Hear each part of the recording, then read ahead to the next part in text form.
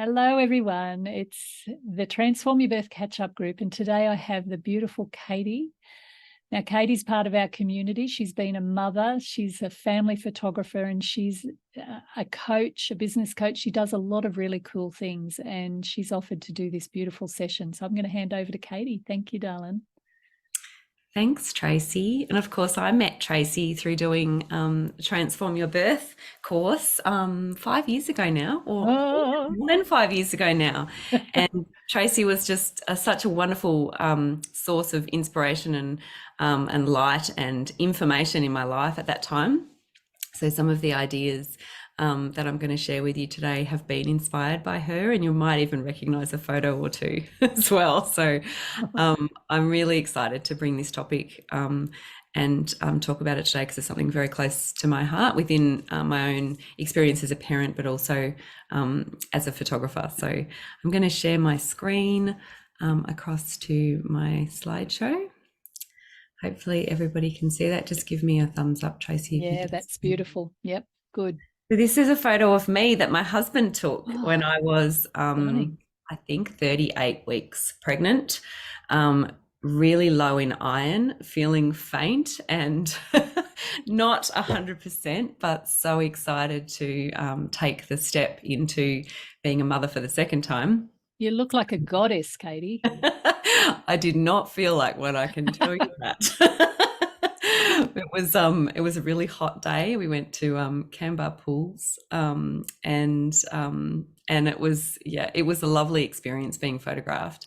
And I will mention that a couple of times today. But sometimes photographs and memories aren't quite the same in hindsight as they are at the time, which is why talking about this topic and honouring you in this transition and preserving and recording things is so important, because sometimes your current perspective can be a little misleading as to what you may value in the future. So I think this is a nice photograph to start with, because I do remember how unwell I was, but I also look at it and think, wow, look at you, like look at what you did and what you were about to do. And you also had so little idea of what was going to come next, even though you had been through it before. So, and just to give you a little bit of context, my second baby was born 11 years after my first. And I was 42 at the time. So it was certainly, it was a little unexpected in my life, and certainly very different to the first experience of motherhood and the transition that I had. So So I'm going to talk about the three important chapters that you're going through and about to go through, and why I think that it's so important to honour you in these transitions. Excuse me. So firstly, obviously your pregnancy, which is what you're going through now. Tracy, where is everyone at in this group? Are they all at different stages or towards They're due, they're all pregnant. They're due in, very soon, any day, September. Yeah, late August and September. Beautiful. And one in November. Wonderful. Okay, so these three chapters are obviously super relevant in that you're going through the first one right now, and even if you're very soon due to give birth, it's not too late to maybe put into play some of the ideas that I might present today. And then the second one is your birth and your birth story, which is obviously an incredible way to document that transition from one chapter into the other. And then the first year, where just so much happens, and it feels like a lot at the time, but you look back on it as if it happened in a flash. And that's a really big chapter to document as well, with so many changes within yourself and also for your baby and your whole family unit. So they're the three things I'm going to focus on today. And I'd really like, the best way that you can approach this information, because it might seem like a lot of ideas, is to just see what resonates and take that with you, because some of the things that I might present you might have thought of before and not quite known how to go about it. Others might be totally new. Others you might think, oh no, that's not for me, and that's totally fine. Some of these things I did myself, others I wish I'd done, I regret not doing, and some of them are things that I've heard from other people that are more recent ideas too. So you can just take what resonates and leave the rest. And why I think this is so important, there are so many reasons, but these are the three most important to me, is that I think this is just such a powerful and significant time in anyone's life, regardless of whether it's your first baby, your second, third, or fourth. There's a change and an evolution and a growth that happens. And I think honoring that is just really important to do. I feel in hindsight for myself that it's probably that transitional time of pregnancy, birth, and then the first year are probably some of the most profound and significant times in my life, beyond probably anything else that I've experienced. And I feel like I've had a full life, but I always think back on those particular times as just so important. And not that I'm even saying that parenthood or motherhood is more important than everything else. I'm definitely not saying that. But there is something about that transitional time that really, really changes you.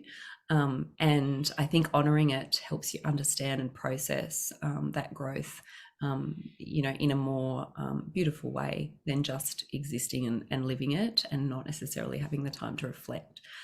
And then the other reason is that so much happens and you just forget it. And I suppose for me, it's really important to remember. It's part of what I do for a living. But it's also really entrenched in who I am as a person, that all these small things happen to you all the time, and they also happen to other people too. And it's really hard to remember them all. You literally do forget what happened in your birth, what happened during your pregnancy, and definitely those, early months of getting to know your baby. You remember some things, but so many things just slip away. And if you do take the time to document them and preserve them, you won't forget them. So it's really important, I think, to do this so that you can remember it forever. And as you grow older and look back, the details of this time become so much more poignant and nostalgic. And I even had some little moments, little teary moments as I was putting the slideshow together, because I dug out some photographs, which we'll see shortly, that just, they just really hit me in the feels. And they're mostly, from 5 years ago. And I imagine if I went even further into my hard drives and found photos and memories from when my oldest son was a baby, which is 16 years ago, it would be even more nostalgic and beautiful. And then the last reason is to build a legacy story for your child and children. And this is something that we don't often think about until we're sort of in it, because it really starts to contribute to their understanding of you and how loved they are and how wanted they are. And it's something that we didn't all grow up with, but I think if we can give that to our children, that's pretty magical.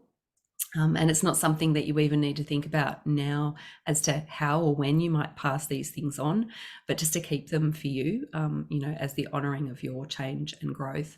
And then maybe one day you'll feel ready to pass them on to your children. But it really does just, it reflects on so much, your own transition, who you are, your relationship with them. And even if you're documenting them and their growth, there's still so much of you in that. So, yeah. So the first chapter, pregnancy. So here are my ideas about ways that you can document and preserve the memories and moments and experiences of pregnancy. And the first one is journaling. There's so many different ways to journal, and it might be something that resonates really deeply with you, or it may feel a little uncomfortable. But the way that you can journal that's the easiest and simplest is just to grab a notebook and just to write down certain experiences that you've had, even as a way of remembering the events rather than actually sitting there and writing a diary entry. Because I know for a lot of people that can feel really uncomfortable if it's something you're not familiar with.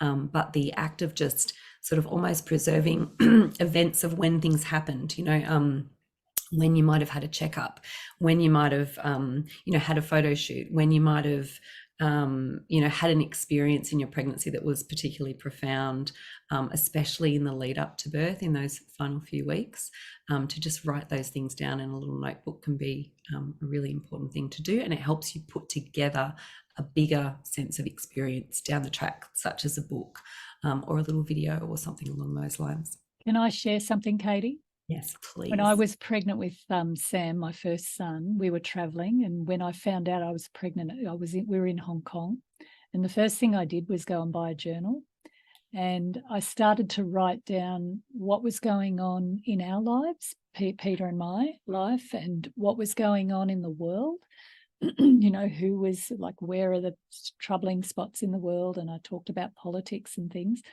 And then I just found myself writing to my baby quite regularly. Now, journaling is very comfortable for me. It's one of my main strategies. So I'm not saying this is right for everyone, but what it ended up evolving was when he was born, I wrote his birth story and then I just kept putting entries in, but not all the time. And ultimately I ended up putting an entry in around his birthday, which was mid-year, and at Christmas.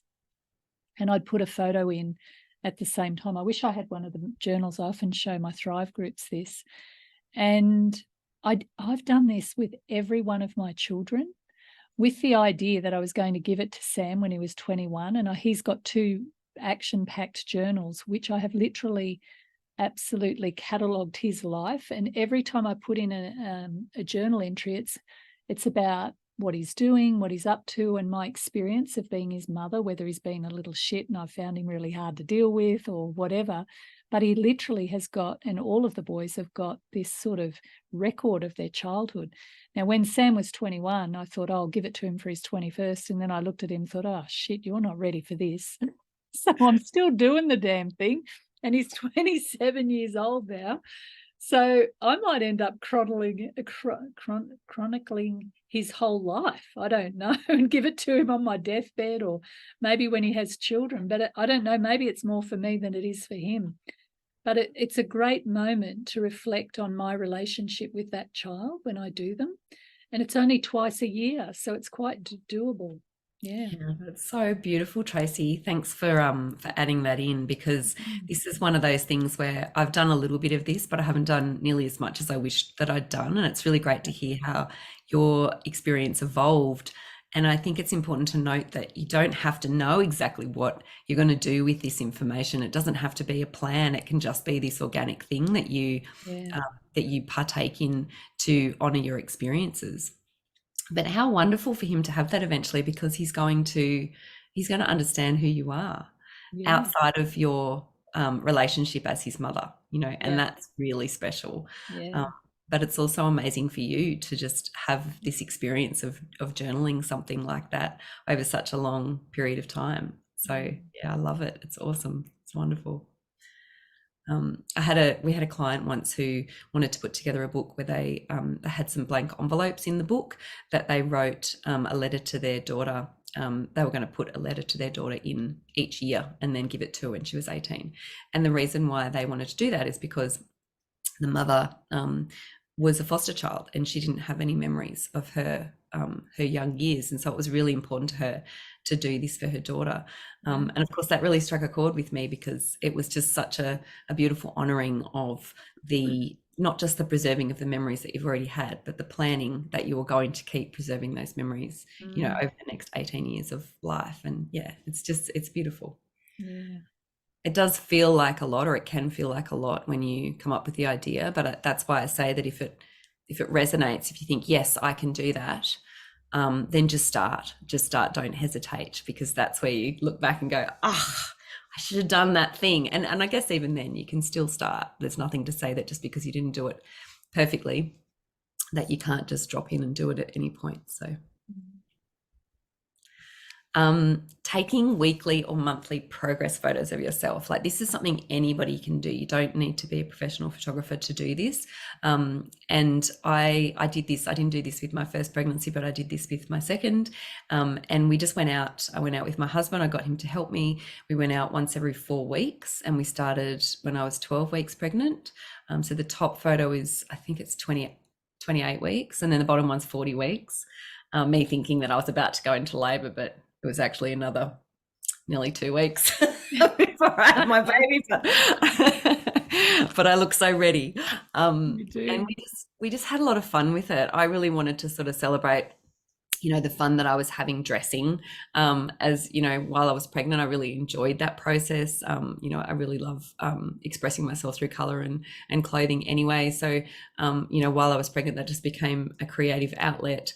And we just had fun with it, and I just kept a track of when each photo was taken, and I ended up putting them into a book at the end, as well. So it was just a really beautiful, fun thing to do, and it really honored my process and the fun that I had through my pregnancy. There's absolutely no way that I would remember the clothes that I wore or the places that we went or how I was feeling otherwise, because you do tend to remember it like this big blur rather than individual moments. And when I look at these photos, I remember where we were, I remember how I felt, so many little things about the time, because photos do prompt so much sort of visceral memory. Writing your baby a letter. I mean, Tracy mentioned that before, but I love the idea, if it's not something that you feel that you can do a lot of, on an ongoing basis, choose a moment sort of in those last few weeks leading up to birth where there's this incredible sense of anticipation and so many emotions. There's so much inside of you, and there's so much sort of rawness and I think honesty that exists in that time period. There's a lot of vulnerability as well, and I think it's a really beautiful time to pour your heart out. And write a letter, include your hopes and dreams, all your thoughts, what you're going through, how you feel, what's going on in the world, where you're at, where you live, because so much can change in the ensuing years. And that letter could be a really beautiful thing to pop into a book that you might put together of your pregnancy, or a journal, or something to gift your child when they're older. So if you only do it once, that's a really good time to do it, just in those last few weeks. And of course, I can't do this session without saying to do a professional photo session, because obviously that's what I do for a living. And I just think it's such a beautiful opportunity to be celebrated for where you're at. A lot of mums, when they come to sessions at this point, and I recommend it between 32 and 36 weeks, but you can do it right up until when you're due. A lot of mums sort of come in feeling not great, and I definitely relate, because that was me in both my pregnancies, and sort of wondering how on earth you're going to look so beautiful and elegant. But that's why you book a professional, because they know how to do that, and they know how to take care of you and make sure that you look your best, and highlight, what's incredible about being pregnant, while also being sensitive to the things that you may not be enjoying about being pregnant as well. And it's just a really nice time to just be in the moment and celebrate you. And often when you look back on the photos, you actually can't even fathom that was you, and that's how you felt, like the photo of myself in the lake, because it's certainly not how I was feeling. I didn't feel like a goddess, but I know the photo looks like that. And I think from the outside, often, you don't feel it because you're feeling sick and or really uncomfortable, or really tired, or really mentally drained. But what other people see is really quite different. And then you too will see that in time when you look back. And of course, if you're one of the lucky ones that feels incredible, which I've heard some people do, feel radiant and wonderful, then that's such an amazing thing to celebrate too. And the other thing I've noticed with mums is that they often feel differently about their bodies when they're pregnant to how they have at any other point in their life. And that's also a really wonderful thing to celebrate as well. It's just something that can happen to some women, a sense of confidence, a sense of pride, and that comes across in your photos, in your expressions, and in the way you hold yourself. So it's really lovely to have that captured as well. And then put it all together into a book. So I did this book with my second child. Did not have the forethought to do that the first time I had a baby, but I put a book together which had all of the progress photos that we took every 4 weeks, as well as some photos that the photos in the lake that my husband took, and some other photos that we took along the way. We put the dates in the book as well. It's just really simple. It doesn't have a lot of detail in there. I wish I'd put a letter in there, but I also did this book for me. I didn't actually do it for my son, August. I did it for me because I wanted to look back and feel really good about what I went through, and I guess the courage that I had as well to have another baby at the age that I did, and that I did it, that I was okay, and I really enjoyed it, and that there was so much that happened along that journey that I can see in the photos about my own evolution as a woman. And I'm really glad that I put that book together. And I don't even think August has looked at it, and he probably wouldn't care at this point. He's only 5. But for me, this is really special. So, to give you a little bit of advice on putting a book together, sometimes it can feel daunting if you've never done it, but I recommend the company Memento. They have software on their website that helps you put it together, and it can be so simple. It doesn't need to have a lot of detail or complication. It can literally just be photos and a little tiny bit of text if you want to. Might just have dates and where the photo was taken. But yeah, it's not as hard once you do it for the first time. You realize, oh my gosh, this is actually really easy. I should have done it earlier. And then moving on to birth. And I know this is probably really hot on all of your minds right now. There are so many ways that you can have your birth documented and document your birth. And I just want to put a few really simple ideas to you that will just help you remember, because birth is one of those things that it can happen really quickly, or it can take a really long time. But however it happens, your brain has a remarkable way of just putting that stuff somewhere and not necessarily giving you easy access to it. And by doing a few little simple steps, like taking some photographs and jotting down some significant moments and things that happen, it helps trigger your brain, because all that information's stored, but it just sometimes can be quite hard to access for a myriad of different reasons. With my first baby, I wrote my birth story really soon after my birth. With my second, I didn't. And although I do remember a lot of it, because we had a birth photographer, there's so much that's just not there. And I really wish that I had have just done it sooner, because memory is a tricky thing. So my first idea is to just ask your birth partner to jot down some significant moments into a notebook. And this is something I did the first birth as well. And they were moments of when something happened during the birth that was different, because sometimes there can be quite a lot of sitting around and nothing's happening.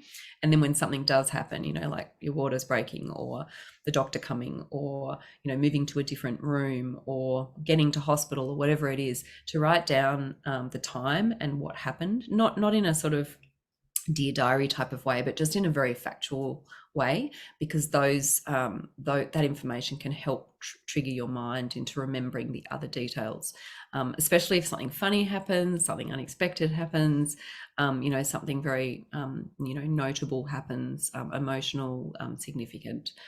So just those little moments in a notebook, and that'll help you write your birth story later if you want to do that, but it will also help you remember at any point that you want to pull it out.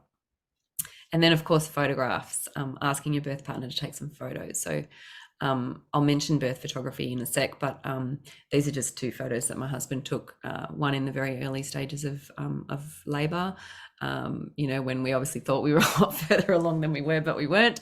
And then one not that long after my baby was born with my older son. And, they're not flash photos, but gosh, they bring back some memories for me, and they're really special. And you can do selfies as well. They don't have to be anything fancy for it to trigger your memories, and for it to honor the process that you went through as well. So I wouldn't have even remembered my obsession with that ball, but certainly looking at the photos, I know that I was glued to it for quite a long time. But it's not something that would have stayed in my mind, because other later moments seem to be stronger memories. So booking a birth photographer, look, this is, you would have seen this photo because Tracy uses it in a lot of her stuff, and it's my favorite photo of all time.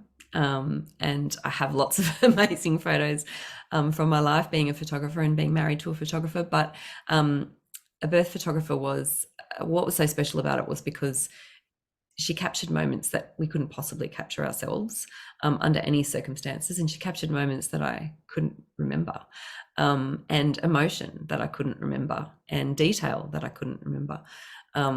And now, look, I know it's hard to actually book one. There aren't very many in Canberra. Amanda, who took ours, doesn't do birth photography anymore. It is a hard thing to do. I don't do it myself either. But if it's within your capacity to get this. I know there are a couple of photographers in Canberra that do it. I highly recommend it. And if you can't book a birth photographer, then again, just picking up your own phone or having your birth partner pick up the phone and take some photos of you at any point. You know, you can delete them if you don't like them. You don't have to share them with anyone. That's not the point. It's so those moments are documented no matter what. There are also some doulas I know that do take some photos as part of their services as well, so that you don't have to think about it yourself. But yeah, I really recommend it, and I still look at this photo and it gives me chills. And then, yeah, as Tracy mentioned, birth story, and just write your birth story as soon as you can afterwards. And I would say, like, the reason I dropped this photo in here was because it was in the first couple of weeks at home, and this would have been the time that I should have written my birth story, but I didn't. And I do regret that. And I'm not saying it's the worst thing that could happen, of course. And there's still a lot of, you know, I can still remember a lot of detail, but I just wish that I had have written it down while it was still really fresh in my mind. Katie's actually, if you want to know her birth story, she's number one on my podcast. She was the very first person I interviewed. So you can go back to the Transform Your Birth podcast and listen to you talk about your births, both births. Both births, that's right. And I was going to say birth stories in general. I find, especially if this is your first baby that you're coming up to having, you may not be interested in this just yet, but after having my first baby, I became obsessed with other people's birth stories, and I've been obsessed with birth stories ever since. So 16 years of being obsessed with them. And then as I came up to the birth of my second child, I started reading birth stories again and listening to them, and, you know, looking at them on Instagram and listening to podcasts. And so, yeah, Tracy's podcast is pretty special when it comes to sharing birth stories, because it's such a deep share of so many significant, beautiful reflections and moments. But yeah, what I share in that is only a fraction of what happened, and that's why the story, you know, writing it for yourself, for your own processing, for your own reflection, just for your own self, you know, honoring what you went through. It doesn't have to be shared, you know. It's just something for you. And I do really deeply regret not writing it down. And I just know that if I was to try and do it now, that I wouldn't remember it with the same detail that I could have done had I done it in the weeks and months after. So, yeah. So moving on to the first year, when all of the things happen, so much change and so many tiny things as well. There's just so much that can happen in that first year, especially if you have older children as well. But yeah, obviously having a photo session is a really amazing way to honor you and that transition and the change that's, you know, so different, especially if you've had a maternity session towards the end of your pregnancy, and then you have a newborn session with your family after baby's born. You can see in the photos the transition. I can witness it as a photographer. It's one of my favorite things, is seeing the anticipation and that sense of awe and wonder and not knowing what's going to happen next, and then seeing that, like, you know, eyes wide open, here we are, like, we've arrived, and this is parenthood, and the connection between the couple, and also the way that they look at their baby, and that quietness that can happen in those early weeks as you start to get to know this amazing little creature. It's such an incredible thing to have captured, and the way that we do it in our studio is very authentic and real, and very much about those moments of connection, less posing and more sort of just togetherness. So I really love photographing that, but it's just a special thing to do as a family together. And look, it's not always accessible to everybody for lots of reasons, but sometimes it's just not the right time. So if you don't do it when they're a newborn, there are lots of other key moments to do it in the first year. And one of them is when Bub's about 3 to 4 months. So when they're able to lie on their tummy and just lift their head up a little bit, so they've got some neck strength, and they tend to be smiling and have a bit more personality at that stage. They look quite different to when they're a newborn. That's a really great time to do a photo session if you miss the newborn stage. And then another really great time is when they're just starting to sit up. When they're sort of, you know, 7 months ish is usually a good average. but they're not crawling yet, preferably. That's really good too. And again, the connection between you and your baby, and between you and your partner, if there's a partner in the picture, it's just so beautiful to capture. And then the next one is obviously the first year milestone. You know, you made it to one. That's a really special time to have photos done. And often that's a lot about the parents too. Like, we made it to one. I know I've been to a lot of first birthday parties that were very much about the parents and not as much about Bub, because Bub doesn't know what's going on. But yes, it's a beautiful time to have a photo shoot done. And it's often a time that a lot of mothers start to feel more themselves again. And another reason why it's a good time to do it. Now, this is something I didn't know much about. Maybe Tracy might know a bit about this and be able to jump in as well. But I recently saw these incredible placenta prints that you can do now. I've heard of placenta encapsulation. I wish that I had have done something like that with both my babies, but it just wasn't available to me at the time for whatever reason. And I know that in the past, a lot of mums used to do things like bury their placenta and plant a tree. But this is something I don't know a lot about, but it's definitely something that you could do following the birth. That could be a really beautiful ritual and a way of honouring that transition.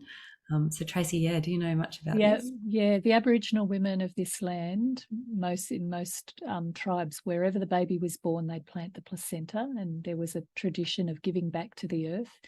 And so a lot of traditions, or a lot of people choose to take their placenta home, because if you don't take it home, it goes into the hospital incinerator. But I personally am a bit of a placenta lover because I think it's an extraordinary thing to look at the very least look at it, because they call it the tree of life. And when you lift the umbilical cord, you see these veiny type things which look like branches. And of course, the meaty part looks just like a beautiful canopy. And it's been the life support system that your baby grew in your body in order to be who they are. So it's quite an extraordinary thing.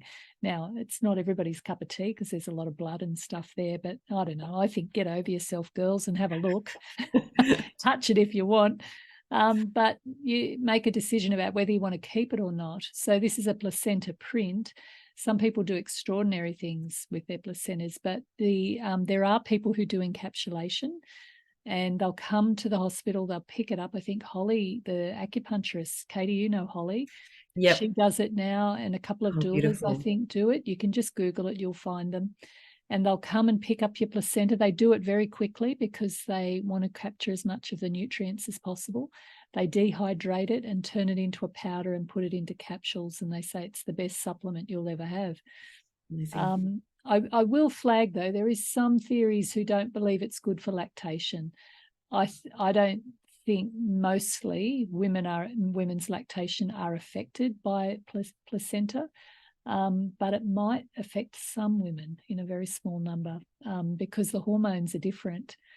And when a woman sort of releases the placenta, her hormones change into a lactation cocktail. And if you're putting placenta hormones in it, that's the theory that it could actually interfere with your milk supply. But nothing's ever been proven. These are just anecdotal things that I've heard over the years. Yeah, no, that's so great, Tracy.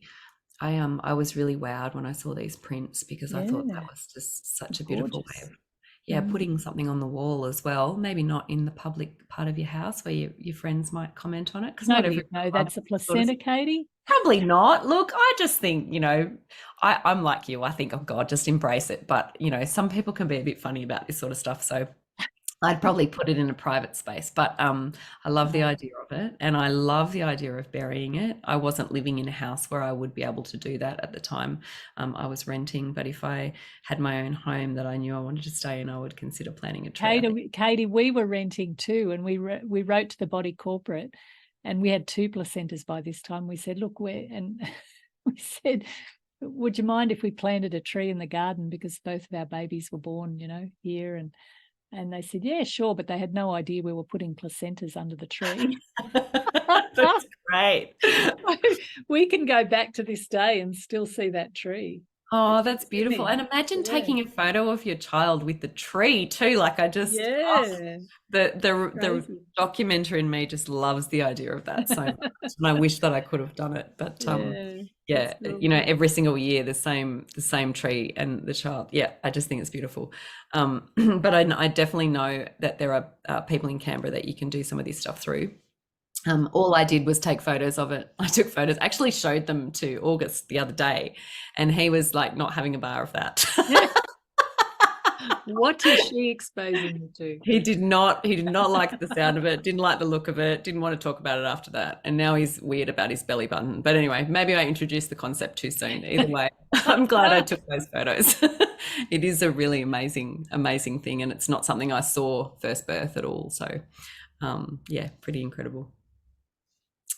Journaling and photographing your experiences in the first 6 weeks, gosh, definitely do that as much as you possibly can. Keep picking your phone up and doing it, because the first 6 weeks are such a blur. I can't even fathom how our memory actually processes that. And it must be so much to do with the hormones that we're experiencing in that time. It just feels like a dream when you look back on it, which is another reason why having a newborn shoot is so important, because you just won't even remember how your baby even looked like that. They go through such changes in that time. And I know certainly for my little guy, he was a big baby, over 4 kilos, and he was very squished during labor as well. And his head, the shape of his head and the excess sort of skin that he had around his forehead particularly made him look so different as a newborn, and to the way that he looked, 6 months later. And so I'm so glad for the photos that I have, because I can really remember exactly how he was. And I guarantee if I didn't have that, I just wouldn't remember that he looked like that. It was just such a significant shift. And I often see babies like this when I'm photographing them too, as to how much they change from, not all babies, but a lot of babies change so much from the day they're born to what they look like at, 2-3 months old. So, and this photo is one I took on my phone. It's technically a terrible photo, but it's one of my favorites. It probably sits after the birth photo I showed earlier. Your two boys, Katie. What was that? Your 2 boys. I know, and they're profiles that look so different now. And this is on my phone. I have it as my you can't see it because I've got all these messages, but I have it as my it's my screensaver on my phone. Wow. And it's been my screensaver on my phone for 5 years. It's so beautiful. And he's wearing an ugly little onesie that wouldn't be my choice for a photo shoot, and my oldest son's hair's in his face, and but I just don't care. It brings back every memory that I can think of my baby's smell, their connection, the two of them together, how similar they look in this photo, just everything about that time that was so special to me. So the more that you can write things down, photograph little moments, the more those memories stay with you. Keeping small items. Oh my gosh, speaking of placentas, I kept I didn't dig this out, but these are the hospital bracelets from my son, but I've kept his little what do you call the little stubby bit that gets cut off when what do you call that? Stubby bit. The little stubby bit. Yeah, it doesn't have a name. That's what you call it. I've kept it, and part of the umbilical cord, because once they cut the cord, and people may not know this, but you'll soon see it. They have a little that cord dries out, and then eventually comes away a couple of days, or about 2 or 3 days after the birth, and there's your belly button. Yeah, and it's attached to a little clamp, plastic sort of clamp thing. Yeah, so I just kept the whole thing when it came off. It came off so perfectly, and I was like, I'm totally keeping this. And there was something about it too that made me go, is that a bit weird? But then I was like, look, if I look at this in 6 months and I think this is totally weird, then I'll throw it in the bin. I kept my children's teeth for such a long time. I would do that too. And then one day I looked at it and thought, oh, this is gross. So I threw them all out. Yeah. So I kept my oldest son's first 2 teeth that he lost, and I did end up tossing them because teeth do weird things over time, as I learned. But I've also kept little snips of hair as well from first haircuts. Look, it's not for everyone. I know some people get a bit grossed out by that stuff, but anything that you can keep, like you can keep letters that people send you can keep birthday cards, you can keep, gifts that you might get to represent, your birth.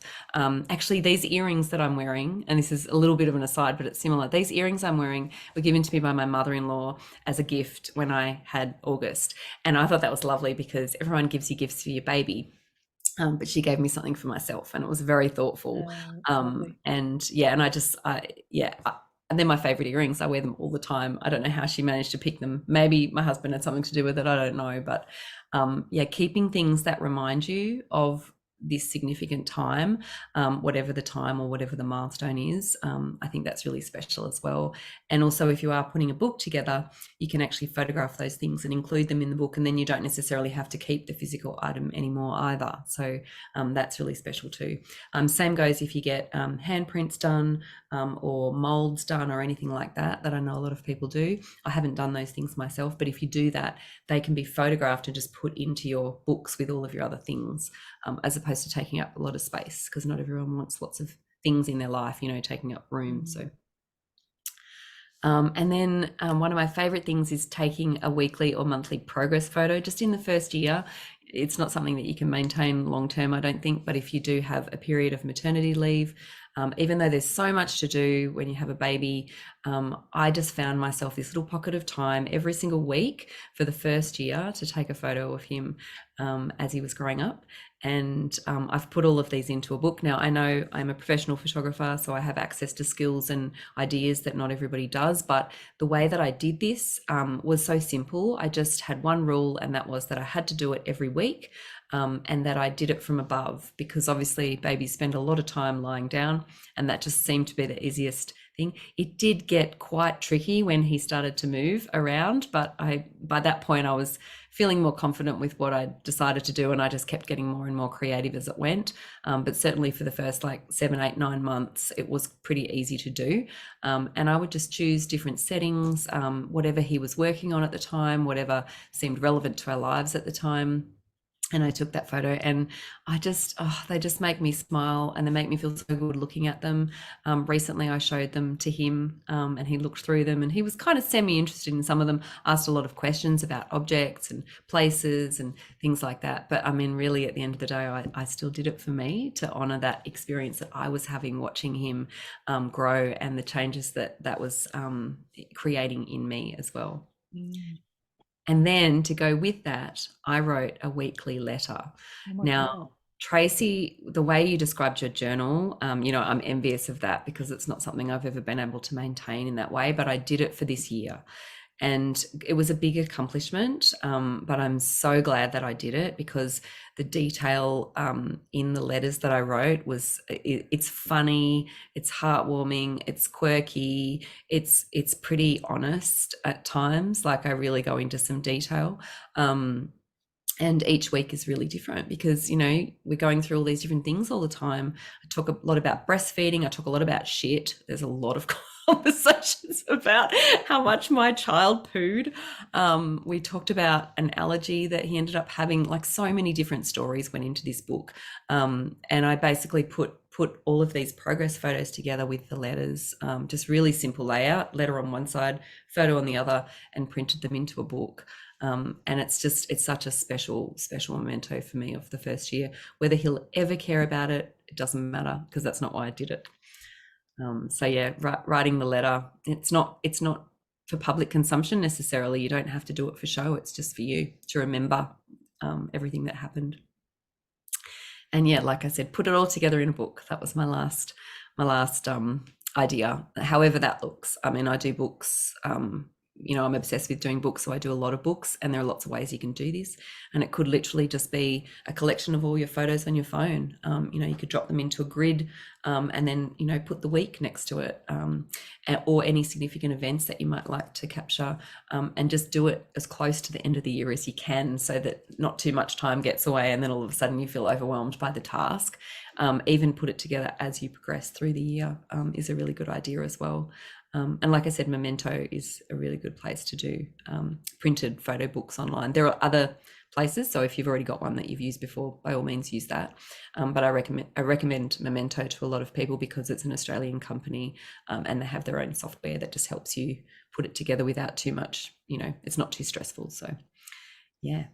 And that's that. That's my little chat.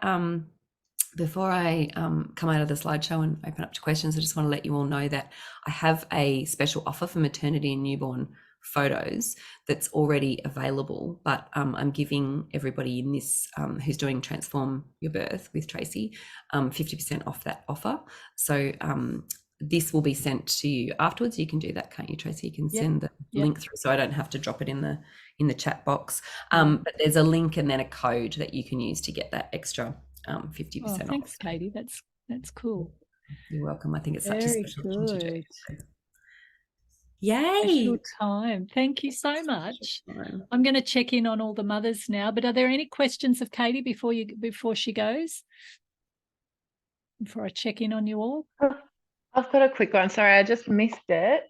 Yeah. You did say some good moments to capture your baby within that first year was the newborn phase, the year phase, and then you said one in the middle that I just two in the middle even. So around 3 to 4 months when they're smiling, they might even be giggling, but the best thing to check is whether they can lie on their tummy and just push themselves up, so that they've got some neck and back strength. That's a good sign of a good time to do photos. A lot of parents like it at that age. And then the other one is when they're sitting up independently but not crawling yet, which if you can get the window right is usually around 7 months.